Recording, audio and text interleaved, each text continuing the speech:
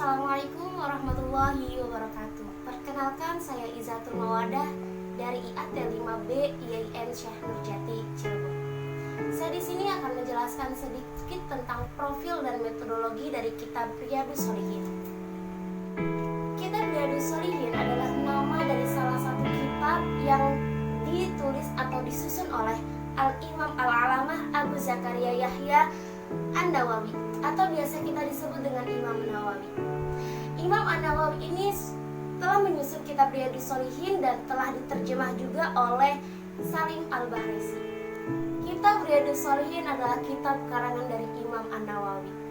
Imam An-Nawawi memiliki nama lengkap yakni Al-Imam Al-Alamah Abu Zakaria Yahya bin Syaraf bin Muri bin Jum'ah bin Hizam An-Nawawi Ad-Dimashqi. Beliau lahir pada bulan Muharram tahun 631 Hijriah atau 1233 Masehi di desa Nawa dekat dengan kota Damaskus. Lalu beliau juga memiliki guru-guru. Guru-guru beliau adalah Asy-Syaikh Abdul Aziz bin Muhammad Al-Ashhani, Zainuddin bin Abdul Daim, dan masih banyak lagi. Dan beliau juga belajar tentang ilmu fikih dan ilmu hadis.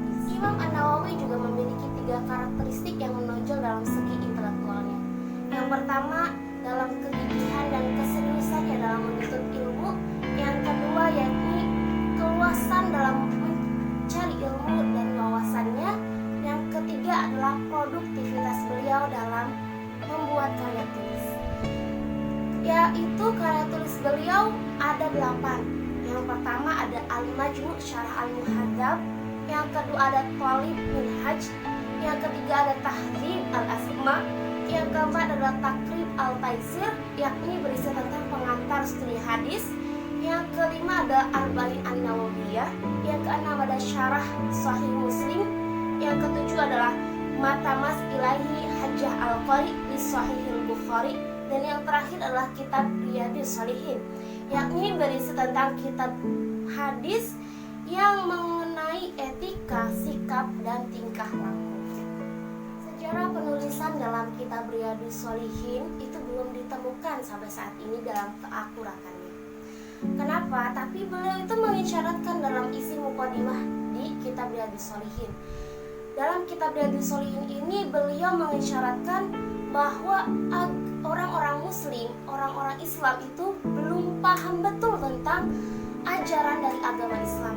Nah, oleh karena itu beliau membuat karya tulis yang berbentuk kitab Riyadhus Shalihin untuk mempelajari atau untuk orang muslim memahami dan mengamalkan ajaran agama itu dengan diperkaya dalil-dalil yang sahih.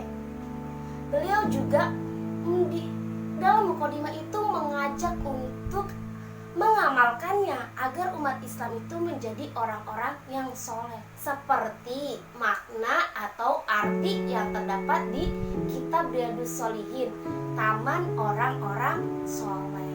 Kitab Riyadhus Shalihin karya Imam An-Nawawi ini terdiri dalam 18 kitab, yakni 351 bab dan 1869 hadis.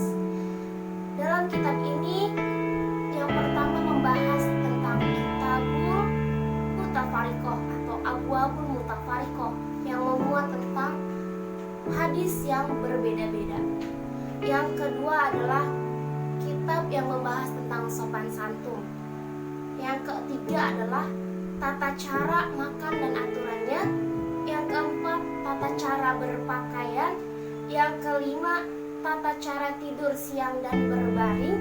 Yang keenam, sopan santun dalam memberi salam. Yang ketujuh, tata cara melayat orang yang meninggal dan berdoa untuknya. Yang kedelapan, tata cara melakukan perjalanan. Yang kesembilan, keutamaan-keutamaan. Dan yang kesepuluh, membahas tentang berdiam diri di dalam masjid atau beriktikaf. Yang ke-11 adalah haji. Yang ke-12 berisi tentang jihad. Yang ke-13 berisi tentang ilmu. Yang ke-14 berisi tentang memuji Allah dan bersyukur kepadanya. Yang ke-15 berisi tentang bersolawat kepada Rasul. Yang ke-16 berisi tentang zikir kepada Allah. Dan yang ke-17 berisi tentang doa-doa. Dan yang terakhir ke-18 membahas tentang larangan-larangan. Sistematika yang digunakan dalam kitab Riyadhus Shalihin yakni menggunakan sistematika penulisan standar Arabic. Apa sih penulisan standar Arabic ini? Yang mana setiap pembahasannya itu terdapat beberapa bab, dan setiap bab-bab itu memuat dari beberapa hadis. Terdapat hadis sahih dan hadis-hadis hasan. Pada mulanya setiap bab itu berisikan tentang tema-tema tertentu yang diawali oleh dalil Al-Quran, lalu diperjelas dengan hadis Nabi dan sahabat, dan terkadang juga dapat dicantumkan oleh pembahasan dari pentakhris hadis atau perawi tersebut. Metodologi yang dipakai dalam kitab Riyadhus Shalihin menggunakan metodologi riwayat, yaitu mencantumkan beberapa riwayat dari ulama-ulama sebelumnya yang berupa hadis, asar, dan pendapat-pendapat ulama yang berkaitan dengan bab yang akan dibahas dalam hadis tersebut.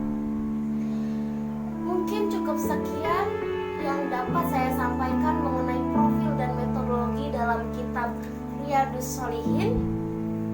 Kurang lebihnya mohon maaf. Wallahu muwaffiq ila aqwamit thoriq. Wassalamualaikum warahmatullahi wabarakatuh.